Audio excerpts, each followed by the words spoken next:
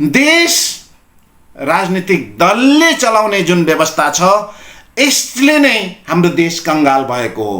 राजनीतिक चेतना जीरो, किनकि जब सुहाङ नेम्बाङले जित्नु नै केपी ओलीले जित्नु हो, केपी ओलीले जित्नु नै एमाले जित्नु हो भन्ने कुरो दिमागमा अझैसम्म पसेकै छैन।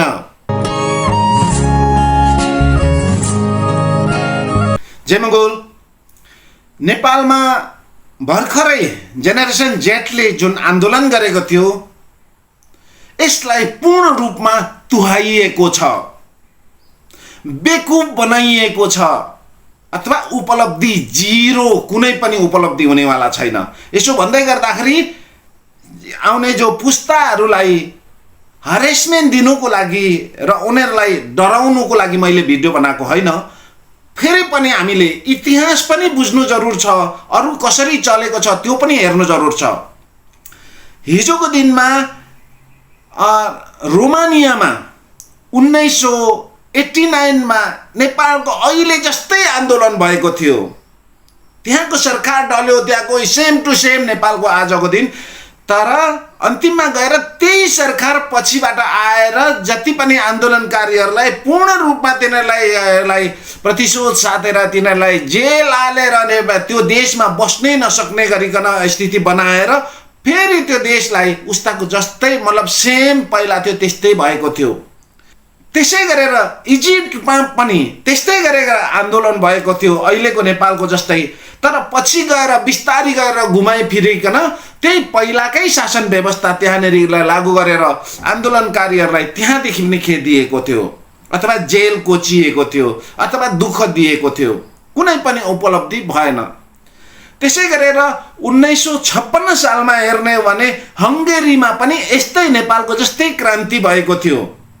बेशक त्यो बच्चाहरूले गरेको होइन, तर यस्तै गरेर सरकार डलेको थियो, त्यहाँको सबै खेदाइयो, त्यहाँदेखि मन्त्रीमण्डल सबै ध्वस्त गरियो, सबै कुरा। तर पछि गएर फेरि कसो कसो गरेर घुम्दै फिर्दै आएर त्यहाँको त्यो आन्दोलनकारीहरूलाई फेरि त्यहाँ बस्नु नसक्ने गरिकन सबै जेल कोचेर त्यही पुरानीहरूले प्रतिशोध साचेर त्यस्तै भएको थियो। त्यसै गरेर 2018 मा सुडानमा पनि त्यस्तरी नै आन्दोलन भएको थियो। तपाईहरुले पनि जो संसारको के भइराखेको छ त्यो हेर्न सक्नुहुन्छ। त अहिलेको लागि नेपालमा पनि यो चेन्जी आन्दोलनले जुन तरिकाले नेपाल देशको सार्वजनिक सम्पत्तिदेखि लिएर व्यक्तिगत सम्पत्तिलाई ध्वस्त गरेको छ यो उपलब्धि होइन। किनकि देशलाई विकास गर्नुको लागि देशमा सम्पत्ति पैसाको जरुरत छ। त्यो पैसा चाहिँ हामीले नष्ट गरिसकेपछि त्यो देशको लागि कुनै न कुनै तरिकाले फेरि आय आर्जन बिना सम्भव छैन। धेरैले भन्ने गर्छ, खुसी मान्छ कि भ्रष्टाचार गरेको पैसा सखा पार्नु केही फरक पर्दैन भन्छ। तरिकाले संसद भवन जल्यो, अथवा सिंहदरबार जल्यो, सर्वोच्च अदालत जल्यो, अख्तियार जल्यो, यी सार्वजनिक सम्पत्तिहरू अथवा कुनै पार्टी कार्यालय जल्यो, कुनै पनि नेपाल देशभित्रको भौतिक संरचनाहरू हामीले नष्ट गर्दैछौँ अथवा नेपालको सम्पत्ति नष्ट भयो, यसले हामीलाई फाइदा गर्दैन। र अर्को कुरा, फागुन 21 गते प्रतिनिधि सभाको चुनाव हुने भनेर सुशीला कार्कीले स्वीकार गर्नुभयो। यो नै सबैभन्दा ठुलो धोका हो। भ्रष्टाचार विरुद्धको जुन आन्दोलन थियो, भ्रष्टाचार नेपाल देशमा के कारणले भएको हो भनेर त्यसको जरा चाहिँ निर्मूल गर्नुपर्ने ठाउँमा आजको दिन त्यसै त्यो बाहिर हाँगा झाए, रुखको हाँगा झासे जस्तो जरालाई चाहिँ उस्तै राखे जस्तो बनाएको छ। यसले केही पनि उपलब्धि छैन। भोलिको दिनमा हाँगा फेरि पलाउँछ। भ्रष्टाचारको जुन मेन जरा छ, प्रत्यक्ष निर्वाचित कार्यकारी प्रमुख राष्ट्रपति बनाउनु पर्ने अथवा संसद मात्रै हुने, विज्ञताको आधारले मन्त्रीमण्डल चुन्नु पर्ने, जति पनि ब्युरोक्रेसी राजनीतिक विहीन बनाउनु पर्ने, अथवा जति पनि न्यायाधीश, न्यायालय अथवा अख्तियार आयोग राजनीतिक विहीन बनाउनु पर्ने, अनि पो नेपाल देशमा विस्तारी गरिकन त्यो भ्रष्टाचार निर्मूल हुँदै जाने हो। तर त्यो त नभएर आजको दिन एकछिनको लागि कसैको घर जलाएर, कसैलाई कुटपिट गरेर, नेपाल देशको सार्वजनिक सम्पत्तिलाई नष्ट गरेर केही पनि उपलब्धि छैन। अब अर्को कुरा आयो, भोलिको दिनमा प्रतिनिधि सभाको चुनाव हुँदैछ। त्यो प्रतिनिधि सभाको चुनाव भन्ने बित्तिकै को आउँछ त नेपालमा भन्दाखेरि त्यही एमाले, त्यही काङ्ग्रेस, त्यही राप्रपा, त्यही जसपा, त्यही रासपा, त्यही माओवादी यिनीहरूलाई मात्रै भोट दिएर पठाउने, किनकि नेपाली जनताको चेतना खुलेकै छैन अझैसम्म। एमालेबाट केपी ओली नआउला, काङ्ग्रेसबाट र शेरबहादुर देउपा नआउला, जसपा अथवा माओवादीबाट प्रचण्ड नआउला, तर उनीहरूले सिकाएका उनीहरूको दोस्रा पुस्ता, तीसरा पुस्ता, चौथा पुस्ता उनीहरूले लिएर तयार गरेको छ, तिनीहरू नै आउनु भनेको राजनीतिक दल अथवा पार्टी भोलिको दिनमा जनतामा जाने हो र चुनाव जित्ने हो। नेपाली जनताहरू यति चेतनशील र सक्षम भइसकेकै छैन। आजको दिन जति पनि छ मान्छेहरू नेपालमा, भोलिको दिनमा एमालेलाई जिताउनु भनेको केपी ओलीलाई जिताउनु हो, काङ्ग्रेसलाई जिताउनु भनेको शेरबहादुर देउपालाई जिताउनु हो, माओवादीलाई जिताउनु भनेको प्रचण्डलाई जिताउनु हो। यसको मतलब हामी नेपाली जनताहरूले अझै पनि के हो भन्ने कुरो जित्दैन थाहै छैन। जस्तो हिजोको दिनमा उपनिर्वाचन इलाममा प्रश्न देखेका छौँ, केपी ओलीलाई चाहिँ त्यहाँ प्रवेश निषेध, तर सुहाङ नेम्बाङलाई जिताएर पठाइन्छ। यसको मतलब राजनीतिक चेतना जिरो, किनकि जब सुहाङ नेम्बाङले जित्नु नै केपी ओलीले जित्नु हो, केपी ओलीले जित्नु नै एमाले जित्नु हो भन्ने कुरो दिमागमा अझैसम्म पसेकै छैन। यो पार्टीहरू नेपालको उपनिवेशवादी साम्राज्यवादीहरूको पार्टी हो।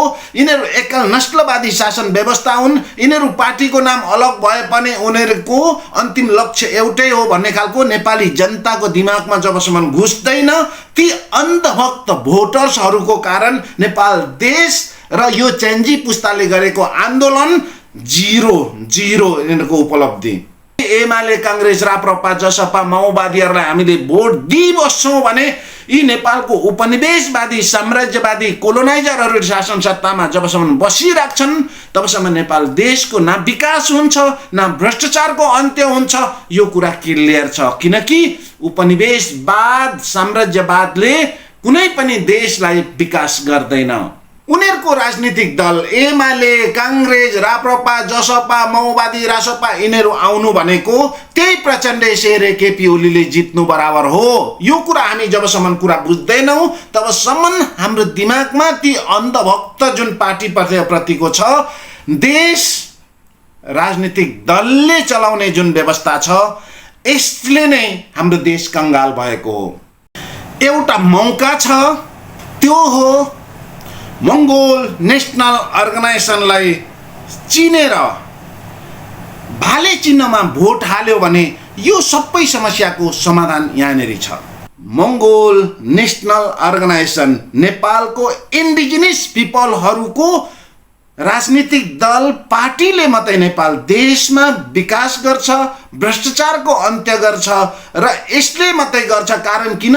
नेपाल देश नेपालको मूलवासीहरूको हो, त मूलवासीहरूले मात्रै आफ्नो देशलाई माया गर्छ र आफ्नो देशलाई माया पनि र सँगसँगै आफ्नो देश इमानदारिता वफादारिता जुन तरिकाले खुनमा छ र आफ्नो देश बाहेक जाने विकल्प अरू ठाउँ कहीँ छैन मूलवासीहरूको, त्यसले गर्दाखेरि आफ्नो देश मूलवासीहरूले मात्रै विकास गर्छ र मूलवासीहरूको राजनीतिक दल भनेको मङ्गोल नेसनल अर्गनाइजेसन हो।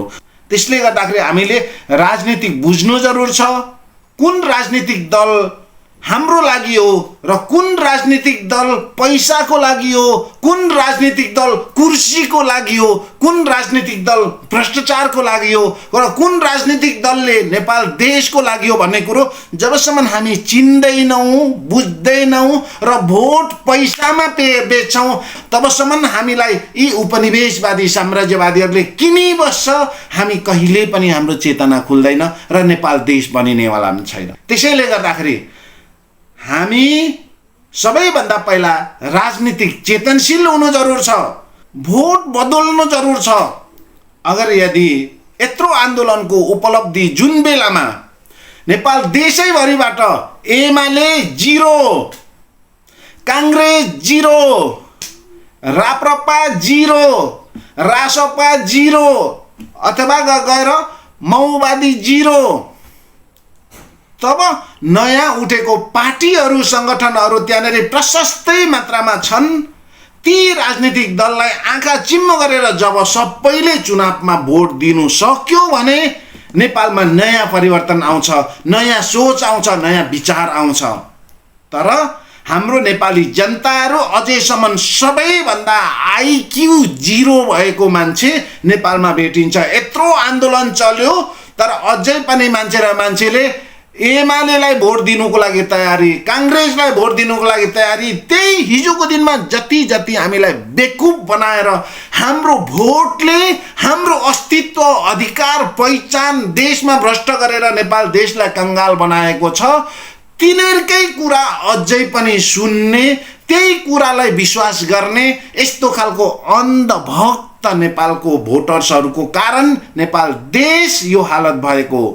यो कुनै पनि यो नेता कार्यकर्ताले यिनीहरूले गरेको होइन, यो नेपाली जनताले हामीले नबुझेको कारण, हामी पैसामा बिकेको कारण, हाम्रो राजनीतिक नबुझेको कारण यो देशको हालत यस्तो भएको हो। ती 12वटा संसद भवनमा पुगेका पार्टीहरूलाई आज आउने यो 21 गतेको चुनावमा नेपाली जनताले कसैलाई पनि भोट दिनु हुँदैन। जब कसैले पनि भोट दिउन भने नयाँ राजनीतिक दल जब त्यहाँदेखि संसद भवनमा पुग्छ तब उसले नयाँ विचार ल्याउँछ, नयाँ सोच ल्याउँछ, नयाँ तरिकाले अगाडि जान्छ, अनि नेपालमा नयाँ तरिकाको विकास आउँछ। नत्र भने हामी उस्ताको जस्तै हो। ल अहिलेलाई म यति भने। ओके, जय मङ्गल, धन्यवाद।